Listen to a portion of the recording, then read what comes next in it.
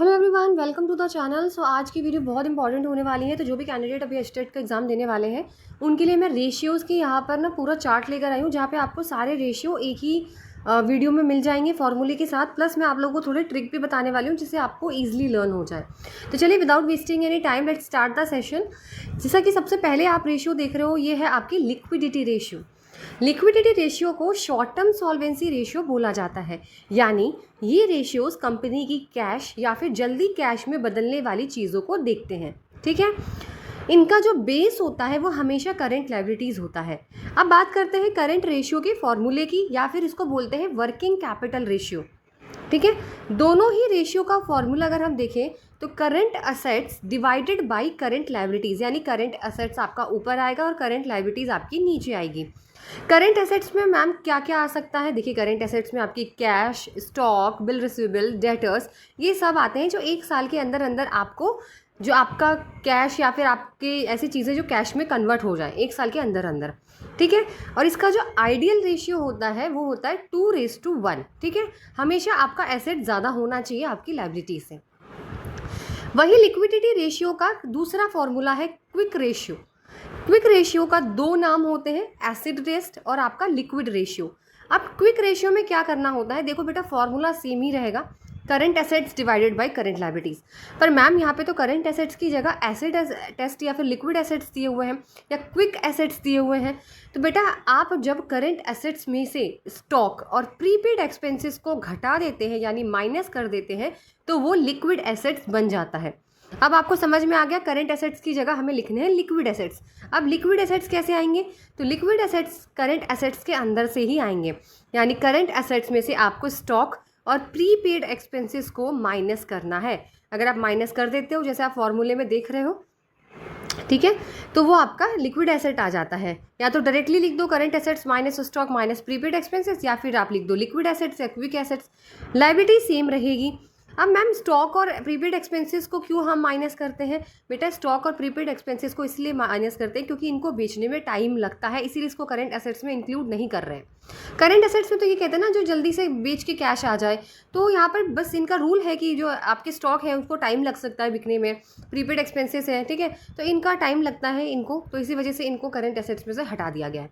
इसका ideal ratio याद रखिएगा 1:1। यहाँ क्वेश्चन कई बार आ चुका है आइडियल रेशियो से भी, इसलिए मैंने यहाँ पे मेंशन कर दिया है। आइडियल रेशियो आपका करंट रेशियो का 2:1 होता है बेटा, और आपका क्विक रेशियो का 1:1 होता है, दोनों बराबर होने चाहिए। अब आगे बढ़ते हैं, वो है आपका सॉल्वेंसी रेशियो। सॉल्वेंसी रेशियो को बोलते हैं लॉन्ग टर्म सॉल्वेंसी, जो लंबे टाइम के लिए। ठीक है, ये जो रेशियोज है बेटा, ये कंपनी के जो कर्ज होते हैं, कंपनी का जो लोन है, कंपनी का जो डेट है, और उनके खुद के लगाए हुए जो पैसे हैं, उनके बीच का रिश्ता देखते हैं। ठीक है, तो सबसे पहला फॉर्मूला इसके अंदर आता है debt to equity ratio. Debt to equity ratio, तो जैसा नाम दिया हुआ है ना, याद रखना बेटा, क्वेश्चन में कभी भी 2 आ जाता है ना, TO2, तो याद रखिएगा जो सबसे पहले लिखा रहता है वो सबसे ऊपर आएगा और जो बाद में लिखा रहता है वो नीचे आएगा। तो यहाँ पे लिखा हुआ है डेट टू इक्विटी रेशियो, तो डेट सबसे पहले लिखा हुआ है तो आप डेट को सबसे ऊपर लिखेंगे, डिवाइड बाई, बाद में इक्विटी है तो डिवाइडेड बाई इक्विटी लिखेंगे। अब मैम, डेट किस तरीके का होना चाहिए? बेटा, लॉन्ग टर्म सॉल्वेंसी निकाल रहे हैं तो लॉन्ग टर्म डेट होनी चाहिए। इसके अंदर किसी भी तरीके की करंट लायबिलिटीज़ नहीं आएगी। एक साल वाले नहीं, एक साल से ज़्यादा के लिए जो आपने लोन ले रखे हैं ना, 5 साल 6 साल, वो वाले कर्ज आएंगे यहाँ पे। और नीचे आएगा आपका इक्विटी शेयर होल्डर फंड्स, यानी मालिक का पैसा, यानी शेयर कैपिटल, और जितने भी रिजर्व होते हैं ना बेटा, रिजर्व एंड सरप्लस, जैसे आपके वर्कमैन कंपनसेशन रिजर्व आता है, आपका रिजर्व एंड सरप्लस के अंदर बहुत सारे कैपिटल रिजर्व, जनरल रिजर्व, सारे इक्विटी शेयर होल्डर फंड्स के अंदर आते हैं। तो लॉन्ग टर्म डेट ऊपर रहेगा और इक्विटी शेयर होल्डर फंड्स नीचे रहेगा। इसका भी आइडियल रेशियो 2:1 होना चाहिए। ठीक है, फिर बात करते हैं, नेक्स्ट क्वेश्चन इसके अंदर है प्रोप्राइटर रेशियो। देखो, प्रोप्राइटर को भी शेयर होल्डर ही बोला जाता है, मालिक बोला जाता है। तो मालिक बोला गया है तो मालिक का पैसा बोला गया है, तो मालिक का पैसा सबसे ऊपर ही रहता है, तो शेयर होल्डर फंड यहाँ पे सबसे ऊपर रहेगा, डिवाइडेड बाई टोटल एसेट्स।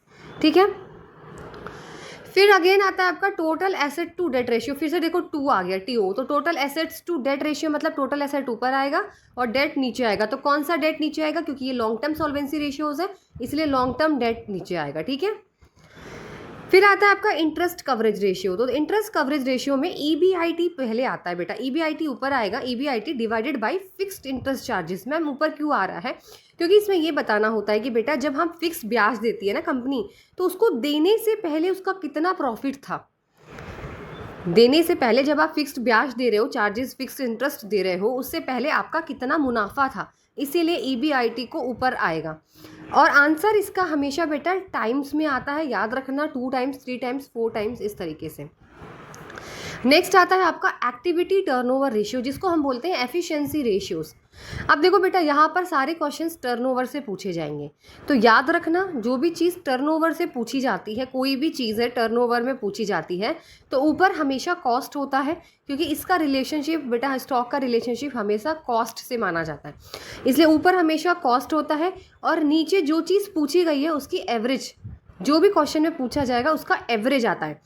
अब देखो सबसे पहला यहाँ पे आप देख रहे हो ना, इन्वेंट्री या फिर स्टॉक टर्नओवर रेशियो, तो इसका फॉर्मूला है cost of goods sold divided by average inventory. तो मैंने आपको बोला था कि यहाँ पर जो है कॉस्ट से मतलब होता है, तो cost of goods sold divided by, और जो क्वेश्चन में क्या पूछा है मैम, इन्वेंट्री पूछा है, तो इन्वेंट्री का क्या करेंगे, एवरेज कर देंगे, ठीक है। अब याद रखना कॉस्ट ऑफ गुड्स सोल्ड का फॉर्मूला होता है opening stock plus purchase plus direct expenses और क्लोजिंग स्टॉक को माइनस कर दिया जाता है। और एवरेज इन्वेंट्री कैसे निकलती है, opening stock plus closing stock divided by 2, 2 से भाग करते हैं तो एवरेज निकल आएगी। ओपनिंग ले लो और क्लोजिंग है, दोनों को जोड़ दो और 2 से डिवाइड कर दो तो एवरेज निकल आता है। समझ में आ गया? ऊपर जो चीज़ रहेगी वो कॉस्ट से रिलेटेड रहेगी, नीचे जो चीज़ रहेगी जो क्वेश्चन से पूछा जाएगा उसकी एवरेज।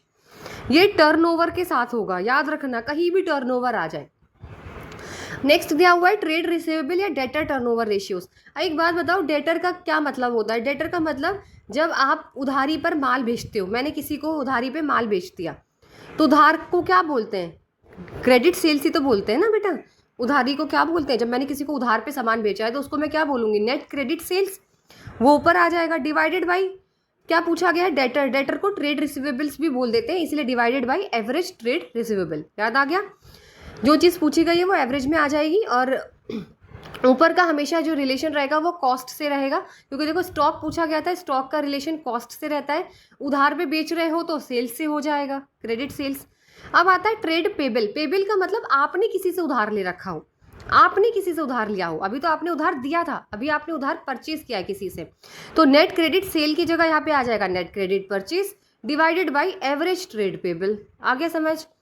फिर आता है वर्किंग कैपिटल टर्नओवर रेशियोज। तो वो वर्किंग कैपिटल है वो तो सेल्स से ही मतलब रखती है ना भाई, तो सेल्स ऊपर आ जाएगा और नीचे क्या आ जाएगा आपका, वर्किंग कैपिटल। अब वर्किंग कैपिटल का फॉर्मूला क्या होता है, current assets minus current liabilities.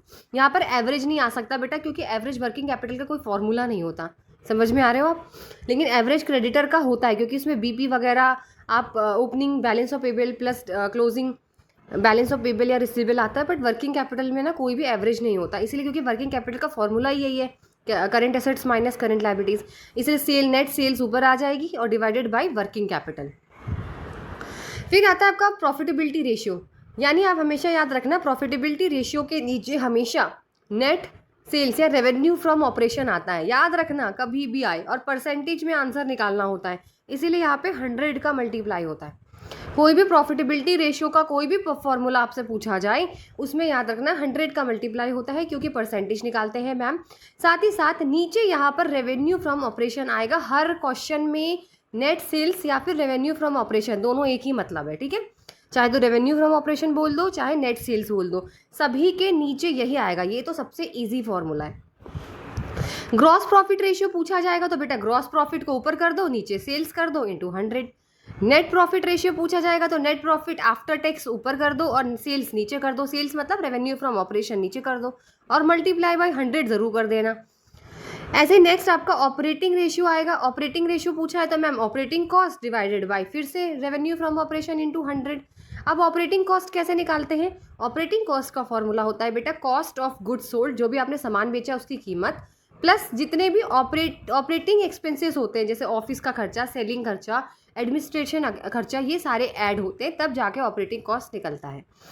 फिर आता है ऑपरेटिंग प्रॉफिट रेशियो, तो ऑपरेटिंग प्रॉफिट ऊपर कर दो डिवाइडेड बाय फिर से रेवेन्यू फ्रॉम ऑपरेशन इंटू 100। अब ऑपरेटिंग प्रॉफिट रेशियो कैसे निकलता है, इसका एक ट्रिक बताती हूँ आपको।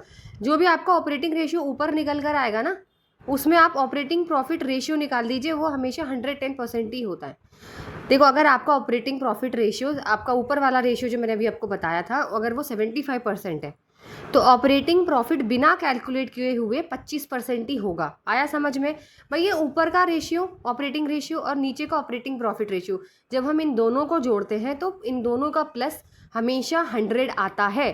याद रखना, हमेशा 100 आता है। अगर आपसे ये दोनों क्वेश्चन में निकालने के लिए पूछ लिया और अगर आपने ऊपर वाला निकाल दिया कि ऊपर वाला ऑपरेटिंग रेशियो सपोज करिए मेरा 60% आ गया, तो नीचे वाला निकालने की ज़रूरत नहीं है। आपको पता है दोनों को मिला के 100 होता है, तो बचा कितना 40, तो 40 इसका आंसर हो जाएगा। ये सुपर ट्रिक थी जो मैंने आपको यहाँ पे बता दी। वैसे मैंने इस पर नोट किया हुआ है, आप स्क्रीनशॉट ले लेना कि अगर आपका ऑपरेटिंग रेशियो 75% निकल के आया तो ऑपरेटिंग प्रॉफिट वाला निकालने की ज़रूरत नहीं है, तो आप ऑटोमेटिकली पता चल जाएगा कि 25 बचा है 100 में से, क्योंकि ये दोनों को मिला के 100 होता है। फिर आता है रिटर्न ऑन इन्वेस्टमेंट। देखो रिटर्न ऑन इन्वेस्टमेंट का सिंपल सा फॉर्मूला होता है EBIT divided by capital employed. ये थोड़ा सा अलग फॉर्मूला है, ठीक है। EBIT यानी net profit before income and tax divided by capital employed into 100। 100 तो इसमें भी लगेगा। इसमें सिंपल से बात है बेटा, कमाया कितना, कितना कमाया और लगाया कितना था। तो जो कमाते हैं ना हम हमेशा वो ऊपर ही लिखते हैं EBIT। पहले भी आपने फॉर्मूले में देखा होगा EBIT लिखा हुआ था, मुनाफा। तो जो आपने कमाया है वो ऊपर लिख लीजिए, और टोटल पैसा आपने कितना लगाया है, कैपिटल एम्प्लॉयड का मतलब ही यही होता है कि आपने कितना लगा दिया था पैसा। तो जितना कमाया है वो ऊपर लिख दीजिए EBIT करके, net profit before interest and tax. और जितना आपने लगाया था कैपिटल एम्प्लॉयड बिजनेस में जितना लगाया था वो नीचे लिख दीजिए। या फिर कैपिटल एम्प्लॉयड के अंदर क्या क्या चीज़ें आती है ये याद रख लीजिएगा। इसके अंदर भी शेयर होल्डर फंड आते हैं, यानी मालिक ने जितना पैसा अपने आप लगाया था, अपनी तरफ से लगाया था, अपना बचा हुआ पैसा लगाया था, प्लस लंबे टाइम वाले कर्ज कितने लिए थे, जैसे डिबेंचर्स ले रखे थे या फिर इश्यू कर रखे थे या फिर किसी से उधार ले रखा था, वो सारी चीज़ें आएंगी लॉन्ग टर्म। तो ये दोनों मिला के कैपिटल एम्प्लॉयड बनता है। एक तो मालिक का खुद का पैसा लगाया हुआ शेयर होल्डर फंड्स, प्लस बाहर से कर्जा लिया रखा था लंबे टाइम के लिए लॉन्ग टर्म डेट्स, वो मिला के कैपिटल एम्प्लॉयड होता है। आ गया समझ में आप लोगों को? ठीक है, तो यही था आप लोगों के लिए, ठीक है। और आई होप ये आ गया हो समझ में। स्क्रीनशॉट ले लीजिएगा क्योंकि टेलीग्राम आई थिंक बंद है, नहीं तो मैं आपको PDF भी शेयर कर देती। और ये एक साथ सारे फॉर्मूले तो याद करो, कम से कम फॉर्मूले याद रहेंगे तो क्या पता आप डायरेक्टली क्वेश्चन लगा पाओ। तो चलिए वीडियो अच्छी लगे तो लाइक एंड शेयर ज़रूर करिए। Till then goodbye, take care.